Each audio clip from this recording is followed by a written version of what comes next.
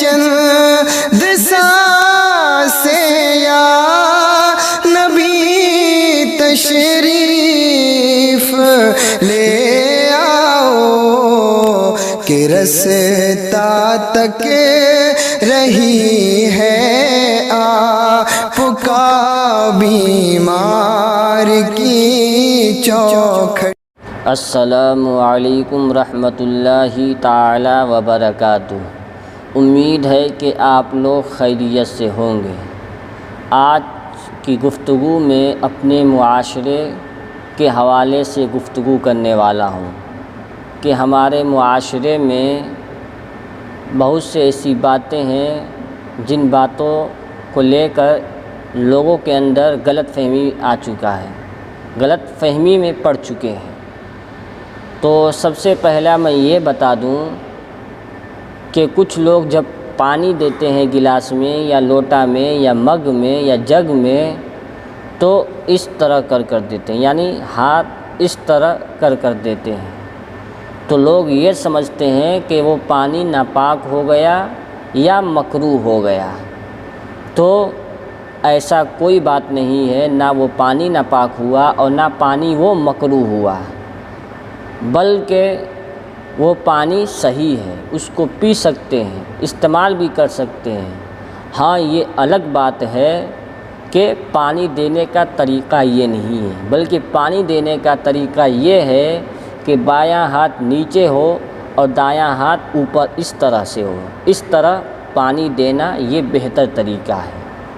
تو آپ اس مسئلے کا بھی اصلاح کریں، اس طرح پانی دینے سے مکروہ نہ ہی ناپاک ہوتا ہے۔ ہاں، طریقہ یہ نہیں ہے، بلکہ میں نے جس طرح بتایا اس طرح پانی دینا بہتر ہے۔ اب دوسرے مسئلے کی طرف چلتے ہیں۔ دوسرا مسئلہ یہ ہے کہ کچھ لوگوں کے دلوں میں، کچھ لوگوں کے اندر یہ غلط فہمی آ چکی ہے کہ دودھ پیتا جو بچہ ہے ان بچوں کا جو پیشاب ہوتا ہے وہ پاک ہوتا ہے، یعنی کسی کے اوپر وہ بچہ پیشاب کر دیا یا پیشاب لگ گیا تو پیشاب لگنے کی وجہ سے وہ نماز بھی پڑھ سکتا ہے اور قرآن شریف کی تلاوت بھی کر سکتا ہے۔ تو میں آپ کو اس کی بھی اصلاح کر دوں کہ دودھ پیتا بچہ ہو یا جوان ہو یا بوڑھا ہو یا کوئی بھی ہو، کسی کا پیشاب پاک نہیں ہوتا ہے بلکہ ناپاک ہوتا ہے۔ کسی پر بھی بچہ پیشاب کر دیا تو اس کو نہانا ضروری ہے، تب وہ نماز پڑھ سکتا ہے، قرآن شریف کی تلاوت کر سکتا ہے۔ یہ مت سمجھ کر نہیں نہانا کہ دودھ پیتا بچہ ہے اس کا پیشاب پاک ہوتا ہے، یہ غلط ہے۔ تو اس بات کا بھی اصلاح کریں۔ اب تیسری بات یہ ہے کہ کچھ لوگ یہ سمجھتے ہیں کہ اگر ماں بچے کو دودھ پلا رہی ہے تو دودھ پلانے سے وضو ٹوٹ جاتا ہے، تو یہ بھی درست نہیں ہے، کیونکہ ماں بچے کو دودھ پلا رہی ہے تو دودھ پلانے سے اس کا وضو نہیں ٹوٹے گا، اس کا وضو برقرار رہے گا، اس کا وضو رہے گا، ٹوٹے گا نہیں۔ اب چوتھی بات یہ ہے کہ کچھ لوگ یہ سمجھتے ہیں کہ گھٹنا دکھنے سے یا شطر عورت کھلنے سے وضو ٹوٹ جاتا ہے۔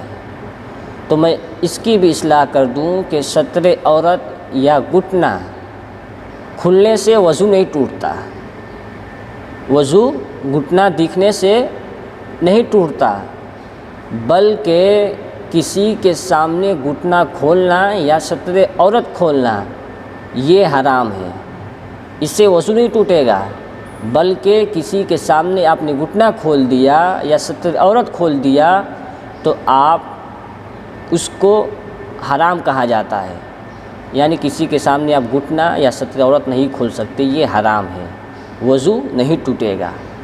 اب پانچویں بات کی طرف آتے ہیں۔ پانچویں مسئلہ یہ ہے کہ کچھ لوگ جب جنازے کی نماز پڑھنے کے لیے جاتے ہیں یا مٹی دے کر آتے ہیں تو آتے ہی فوراً نہانے لگتے ہیں۔